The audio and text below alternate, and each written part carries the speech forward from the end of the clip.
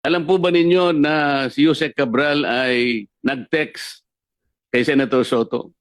Opo, nakita ko po yung privilege speech po ni Senator Lacson na pinakita yung text message. Concentrate po tayo sa text niya kay Senator Soto. Yung po'y ginawa niya nung kami po ay ma-proclaim bilang senador. Tinanong po ba niyo siya kung bakit niya ginawa yun?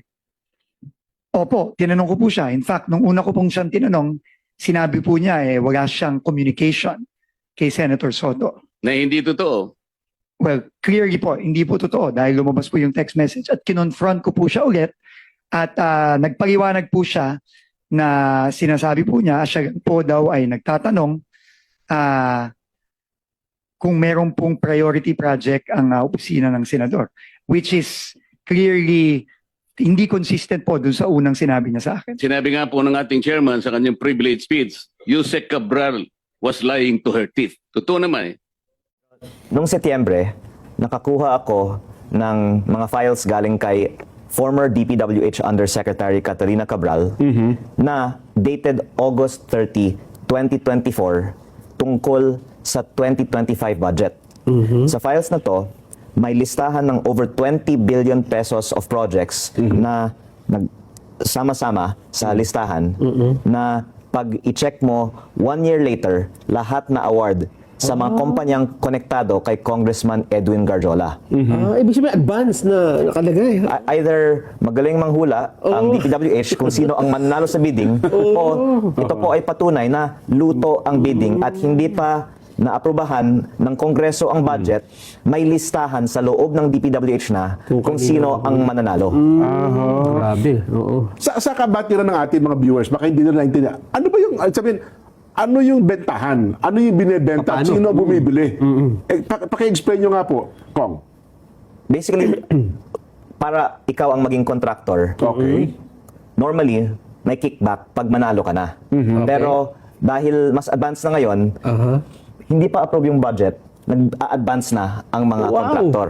Para may assurance. Pero ang akala ng iba, pag-approve ng Kongreso ang advance. Pero ang lumabas nga din sa mga hearings tungkol sa DPWH ay paglabas pa lang ng NEP, meron na. Pero ang nakita ko sa listahang ito, hindi lang retail, wholesale ang bentahan. Kasi sa isang buyer, nagkaroon ng 22 billion pesos sa 2025 budget. Sino po ang namumuhunan? Kasi risky yan eh. Anong assurance ko na makukuha ko kung nagbigay nga ako ng pera? Yung mga may malalim lang na relasyon sa DPWH. Kaya si Congressman Garjola ang ating example dahil sabi niya, si Secretary Manny Bonoan ay kanyang ninong.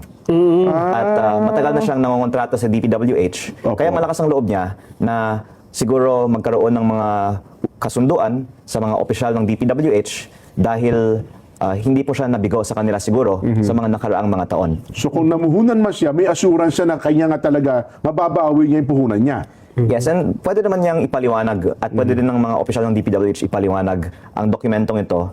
Pero base lang po sa dokumentong ito, nahula ng DPWH 1 year in advance na ang mga kumpanya konektado sa kanya ang mananalo sa mga proyektong ito. At ito'y kung hindi mo basta-basta nakuha kung saan-saan, kundi mismong official document ba ito? Opo, ito po ay internal file mula sa opisina ni Undersecretary Cabral. At actually, akala ko may kopyan ito ang ICI. Pero bumisita din ako sa ICI ngayong linggo at nalaman ko na nawala pa lang mga computer ni Yusek Cabral. Kaya para malaman natin ang mga proponent ng mga insertion sa budget, maganda sana kung ibigay ng DPWH sa ICI ang files ni former Yusek Cabral. Hindi ba kasama siya nasunog dito yan sa Quezon City? Yung nasunog, baka ilan lang ang The region puro yung nasunog eh. Pero Hindi naman nasunog yung central office. Ganun ba? yung opisina ni Yusek Cabral ang may pinakamaraming impormasyon tungkol sa DPWH budget. Yung kasing opisina ni Yusek Cabral, Yusek for ito yung planning services. Opo. Sa planning services na yan, lahat ng applications hawak niya eh. Opo. So meron siyang information management system, nandyan yung PCMA, nandyan yung MYPS, nandyan yung Survey 123. Opo. Alam mo, lahat ng repository ng data nandun sa services na yon. Kaya tama yung kanyang at At ako natutuwa, nakakuha siyang ganyan bago nakapag-resign yung undersecretary. Ito matibay na ebidensya ito. Yung sinasabi niyang bentahan. Example ng bentahan, kayong dalawa congressman. Opo. Lalapit yung isang contractor congressman. Okay. Alam niya kasi, gusto niyo bang mapalakihan natin yung yung alokasyon ninyo? Kunwari, Opo. distrito mo kasi pangkaraniwan, yung mga malalakas nakakakuha na higit sa 1 billion eh. Opo. Pagkatapos dadagdagan niya halimbawa, hindi lamang yun. Una, bibilihin niya na yung sa inyo. So, okay. sabi niya, Congressman Jen, Opo. May allotment ako eh. Diba? May pera, may ano ako, pondo. bibiling ko na yung yung allocation nyo. Opo. Pag binili niya, siya nang mag-execute. Sana mag-implement. Ikaw, paubaya mo sa kanya. Anong ganasa ko doon? Sa district? Isang bebenta, bago pa nasa NEP pa lang, Opo. bibigyan ka na niya. Yun ang sinasabi may ni tao Ikaw. ng ganun ngayon, pala. Ngayon, kung meron pa siyang kapangyarihan na dagdagan sa'yo, Opo. pero ibibigay mo rin sa kanya. Yun ang bentahan na sinasabi niya. At itong dokumentong dala niya, napakatibay nito. Ngayon po, paano natin natukoy, Kong Rian, na ang nasa likod na itong si Congressman Garjola?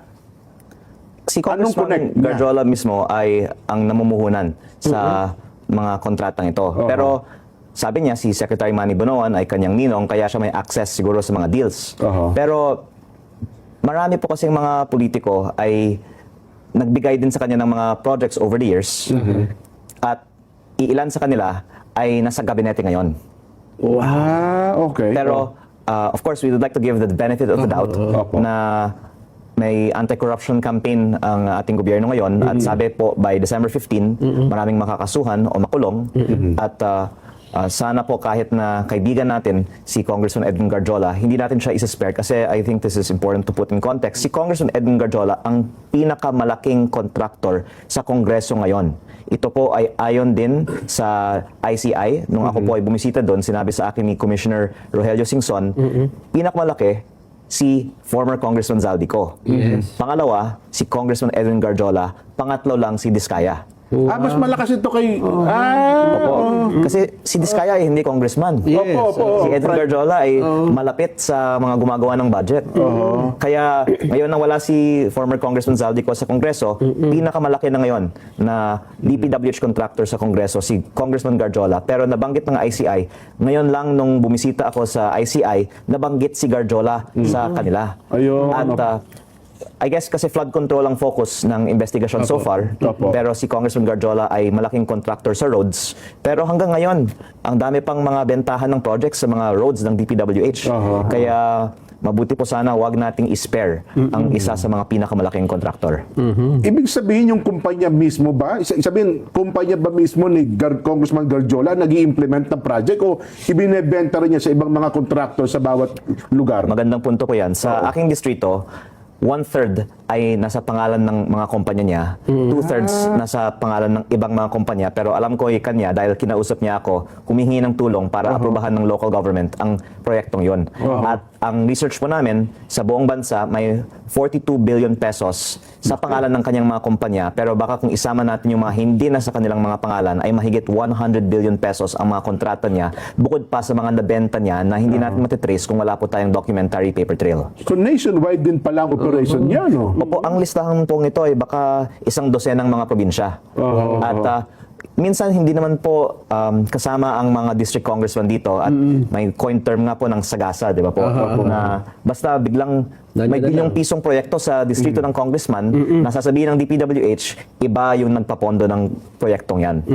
Ang pinag-usapan natin, Jen Nelson, ay itong bentahan ay isa lamang na component ng sistema na bulok sa DPWH na pinipilit kong ibaling sana doon. Although ang pinag-usapan muna sa ngayon ay flood control, pero ito mas malawak ito. Hindi lang flood control ito. Pati pala roads. Kahit anong klaseng government project, nabibigyan nila, na-impluensya nila dahil nga yung mga proponents, kagaya ng contractor ka na, congressman ka pa, napakalaking impluensya nun. Hindi pang karaniwang congressman yun, contractor, congressman, at may contact pa siya.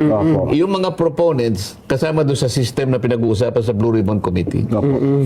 Itong mga ito, isa lamang sa mga manifestation. Pero kung makikita mo, talamak na ito. Opo. Kung diyan, hindi ito magagawa ni Kong Garjola kung mag-isa lang siya.